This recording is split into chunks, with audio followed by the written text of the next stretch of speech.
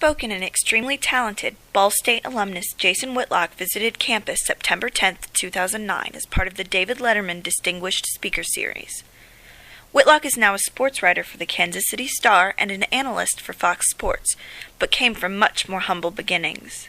So I graduated from Ball State in May of 1990, spent that entire summer writing newspapers, begging for jobs. I wasn't qualified for a full-time job. The Bloomington Herald-Times in Bloomington, Indiana, offered me a part-time position at $5 an hour, 20 hours a week. I'm the first person in my family to graduate from college, and my first job is $5 an hour for 20 hours a week. That was not what I had in mind. I never intended on getting rich as a journalist, but I also didn't plan on starving either. But I really wanted to be a journalist. I thought I had something to say.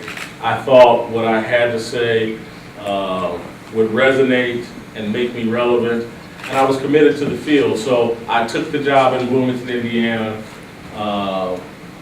worked there for a year, and my whole life was devoted around that job.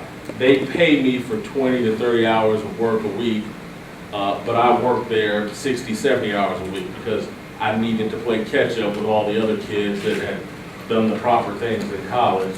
Whitlock is the first sports writer to win the National Journalism Award for commentary, a reward for his willingness to speak his mind. And so at that time, when the Ann Arbor News gave me a chance to write a column, I was like, man, I'm going to do the Mike Royko thing in the sports world. And so I started writing very strong opinion pieces that were consistent with my personality. That's just who I am. I'm a very straightforward, honest, opinionated person. I don't have to fake it. It's just always the way I've been.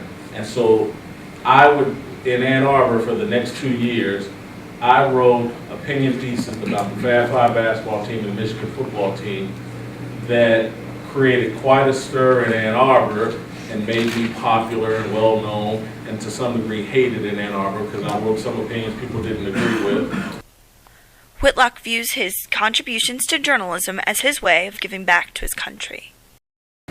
What I thought when I got into this profession was that the sacrifice I was going to make was I'll never be rich. I thought, you know what, if I'm 40 and I'm making $75,000, $80,000 a year, I'll be great, I'll be fine. I got it because I thought this was really the most patriotic thing I could do. Challenge the authority. Our country is built on that. Photojournalism student Derek Bratton has had the opportunity to meet and work with Whitlock. Bratton says it's Whitlock's openness and ability to talk about taboos that make him such a successful journalist. He's a great writer. A lot of stuff he'll focus into is the more controversy aspects. That seems to be his focus a lot of times, but not necessarily, but he does bring up a lot of good points in those columns. His writing is very strong. He can say a lot without saying, or in a little space. That's why I think he's unique. Bratton credits Ball State for providing beneficial and practical speakers to students. I think Ball State does a great job in bringing in these professionals. The students really gain a lot of information in hearing these speakers at different lectures and meeting them face to face.